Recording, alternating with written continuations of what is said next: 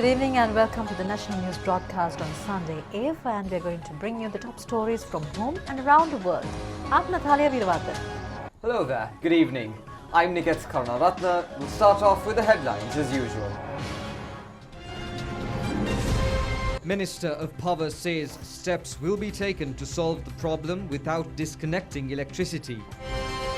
Health authorities request the public to act responsibly since Omicron patients are increasing.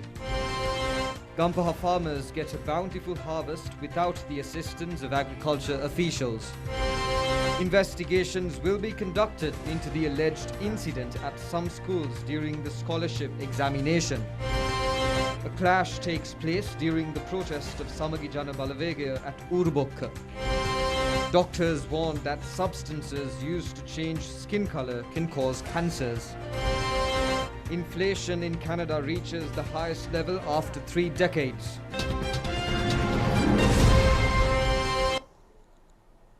Certain groups are expressing various views, stating that there can be an electricity crisis in the country since burnt oil is coming to an end in some power plants.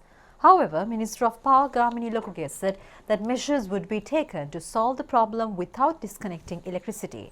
Meanwhile, the minister also expressed views about the propaganda that there can be a power cut tomorrow island-wide and there will be a drinking water crisis in future. Minister Gamini Lokuge said that they have to maintain the situation until the 25th. A discussion will be held tomorrow about the quantity of burnt oil remaining. Accordingly, it would be possible not to disconnect electricity from Monday to Wednesday. Inquiries will be made to issue water following discussion with the Mahavali minister. He said calculations will be made together with the chairman of the electricity board, ministry secretary and other officials about the situation. The public would be informed if there is such a situation. If there is a disconnection to electricity, a timetable would be announced. However, trade union members now want to somehow disconnect the electricity.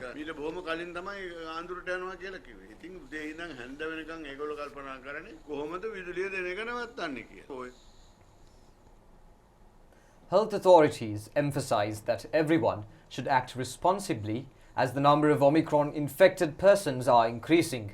State Minister Consultant Dr. Sudarshani Fernandopulle requested the people to get the booster dose immediately to control the spread of the virus. State Minister Consultant Dr. Sudarshani Fernandopulle said that the main variant in the world has become Omicron. She said it could happen in Sri Lanka as well. The disease can be controlled if people behave in a responsible manner.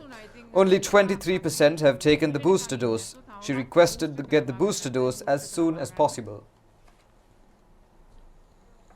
A total of 35,220,490 vaccine doses have been inoculated to the people in the country under the COVID-19 immunization program. Accordingly, 16,420,801 persons have received the first dose of the vaccine, while 13,883,259 have received both the doses. A total of 4,916,430 have received the booster dose thus far. Meanwhile, Medical Technical Services Director Dr. Anwar Hamdani urges the public to receive their relevant vaccine without a delay as the social activities and functions, including academic activities of schools, gradually return to normalcy. He made these remarks while speaking to the media today. As of now, we have started the daily routines and the normal working environment is running through in every part of the island. So if there are any difficulties running through within your organization to walk into a vaccination center, or if you find it difficult, so in the future as the Ministry of Health, we are thinking of and looking into providing the mobile vaccination services to your doorstep. And more or less, it's pretty important for everybody to understand, because the schools are functioning normal, your children are getting back to schools, your brother, your husband or your loved ones at home getting back to their normal working schedules, your elderly parents might be having their normal walks, normal day-to-day recreational activities. So if we are to maintain all these things, it is the prime responsibility of each and every individual of this country to protect themselves. Individually, we could focus and do two things. things. One is wearing a mask properly. Secondly, restricting your movements or restricting all unnecessary mobilizations or movements. Thirdly, if you are not vaccinated yet, please do so by getting your first, second or the booster dose. If you haven't got your booster dose, please do so, because it has been proven that all the developed countries and all the nations who have succeeded or overcome this COVID in a successful way had been proven that vaccination had played a pivotal role in preventing the spread of disease or preventing the unnecessary or detrimental effects to the public or the detrimental effects to the patients who have been infected by COVID by reducing the unnecessary ICU admissions and hospitalizations. The government intends to assist in the cultivation of green gram in the lands where paddy cannot be cultivated and as an additional crop during the harvesting seasons. President Gotabaya Rajapaksa has taken this decision, taking into consideration the information received during the inspection tour of the Agrarian Development Department. The President instructed the Ministry of Agriculture to provide financial assistance to farmers who are unable to cultivate paddy during the Lyala season due to lack of irrigation facilities to obtain green gram seeds, and when cultivating green gram as an additional crop during the harvesting seasons. Harvesting of paddy in the Maha season cultivated using organic fertilizers at Minuwangoda and Jala areas in the Gampaha district has commenced. Farmers say they have received a good harvest this time. Harvesting at Minuwangoda, Burulapitiya and Galkaranda paddy fields took place yesterday. Local rice varieties such as Samba, Ratunadu, Duruppa, Madatavalu, Pachaperumal, Kurulutuda and Suandel have been cultivated. Harvesting of South Batakama paddy field under Jala Agrarian Services area commenced yesterday. A group of people including clergy were present on the occasion. Commissioner General of Examinations LMD Dharmasena says that investigations will be conducted into the problems reported from several schools during the Year 5 scholarship examination yesterday. He said justice will be meted out if there have been any faults. The Grade 5 scholarship examination was held yesterday at 2,943 centres and 108 special centres. Charges have been levelled that a few of the staff at the examination centres had not been given the question paper on time. It is said that the time period had not been extended for the time lost by the children. The Ministry of Education said the problem had been reported from Gaul, Nagoda, Rajakiya Mahavidyalaya, Valimada Vijay Primary School, UB Vandinayaka Vidyalaya and at another school. The Commissioner General of Examinations said that an investigation will be conducted jointly by the Zonal Education Office, Provincial Education Ministry and the Examination Department. A protest rally and a walk attended by opposition leader Sajid Premadasa held today at Urubokka in Matara. Clashes took place among the groups who attended the event. The walk had been organized against the increased cost of goods and to oppose the government. The group, who arrived in a procession on Matara Kotapula Road, held a rally near Urubokka bus stand. A clash took place among two groups of protesters who were drunk. Police intervened and solved the issue. 2 people were taken into police custody, and during the clash, some protesters had tried to grab a camera of a journalist. Minister Vimal Veeravansha says that maximum support should be given to industries that can earn foreign exchange. He mentioned this while attending the 26th Annual General Meeting of the Sri Lanka Apparel Exporters Association of the Chamber of Commerce.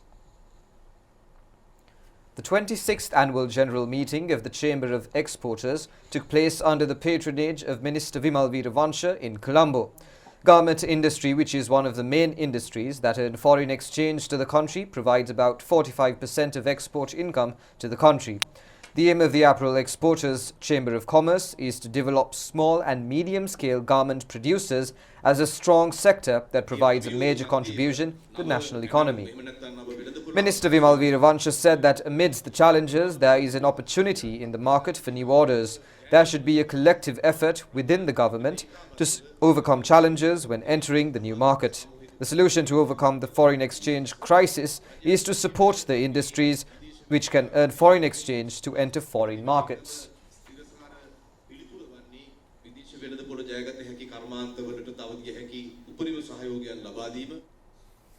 The College of Dermatologists say that the time has come to correct the false opinion in society that there should be a fair skin to be beautiful and for success in life. A conference in this regard took place yesterday in Colombo. Skin is the largest organ in the body which gives protection. Therefore, it should be healthy and protected. The skin of people in tropical countries has become brown or black as a protection from sunlight. However, various problems have arisen since many people tend to think a fair skin is beautiful and attractive. They have attempted to take various tablets, capsules and injections to change the natural skin color. The State Pharmaceutical Regulatory Authority has not given approval for these products.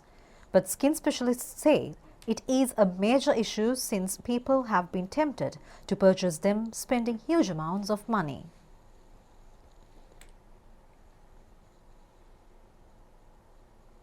The conference took place under the patronage of State Minister Consultant Dr. Sudarshini Fernandopulle. A group of people, including skin specialists, attended the function.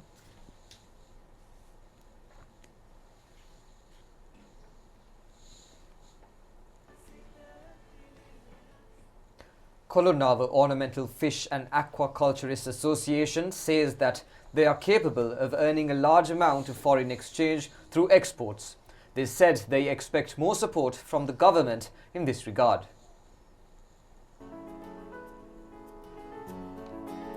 Ornamental fish exporters of the Kolonava Divisional Secretariat area said that although there were obstacles to export ornamental fish during the last 2 years due to the pandemic, they were able to engage in exports due to the intervention of the government.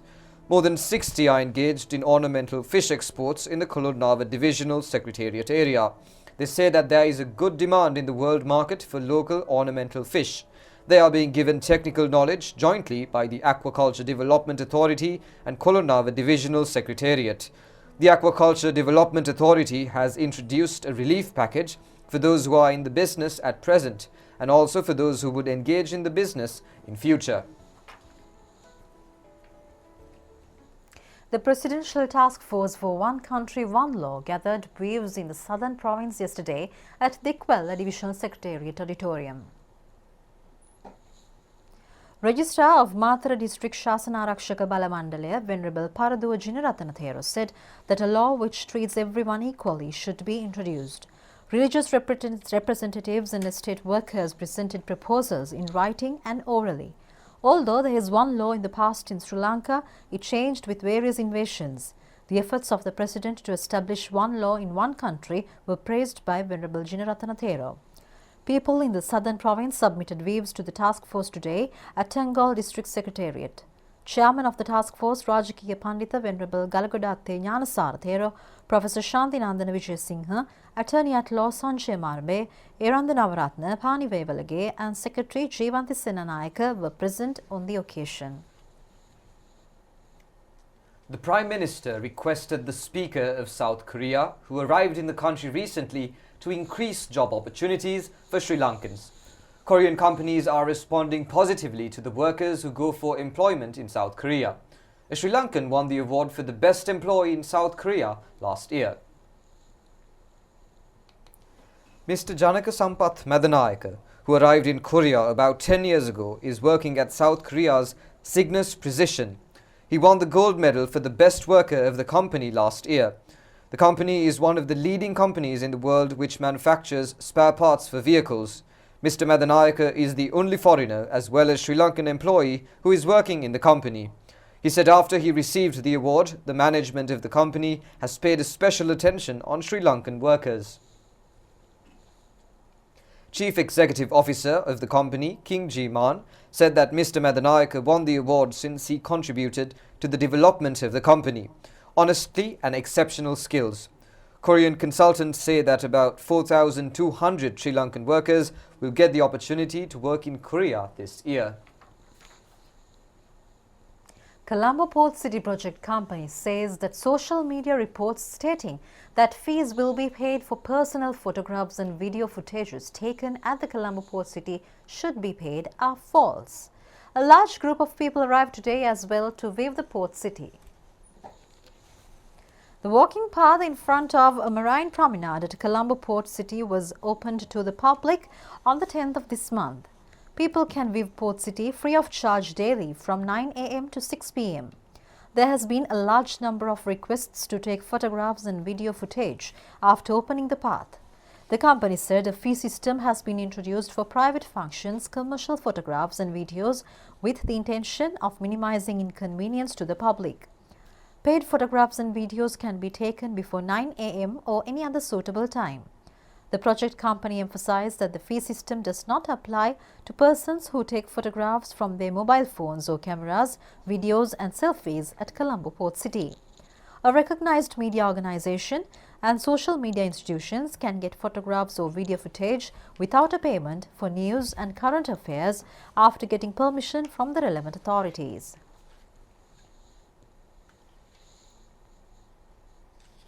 India and Sri Lanka extended the existing science and technology cooperation for 3 more years at the India-Sri Lanka 5th Joint Committee on Cooperation held recently.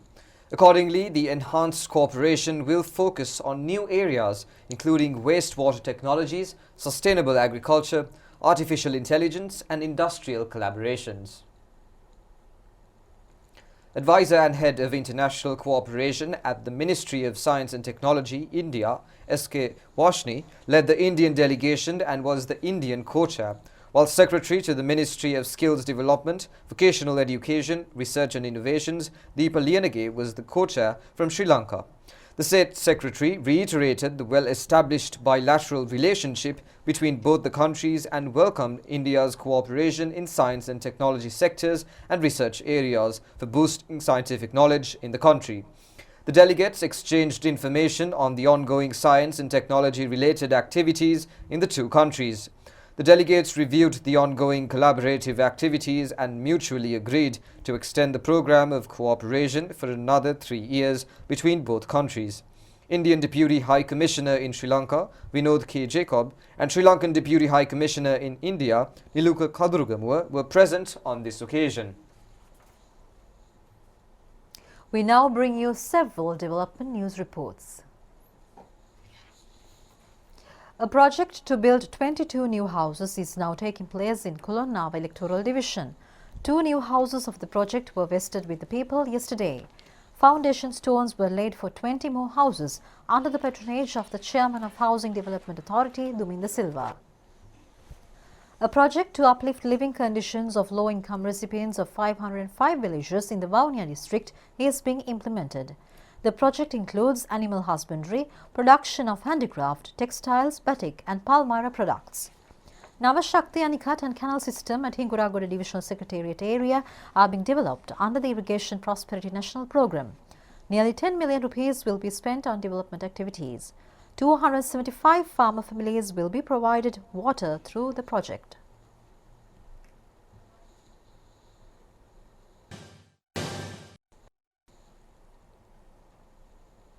And now for sports news.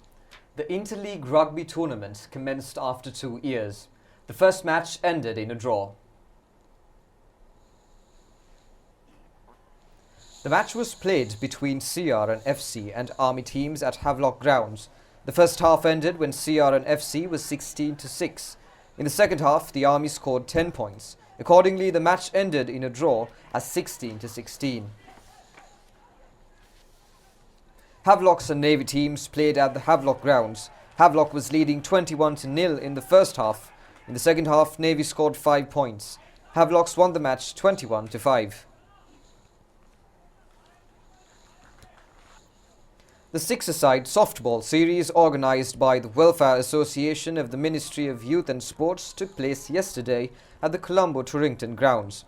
Several teams of the departments under the Sports Ministry took part in the series. Battlehawk and Challengers qualified for the finals. Battlehawk won the championship and Challengers won the runners-up trophy. Sports Minister Namal Rajapaksa also played in the series. That's all the news for today. Join us again at the same time tomorrow. Good night. Good night and stay safe.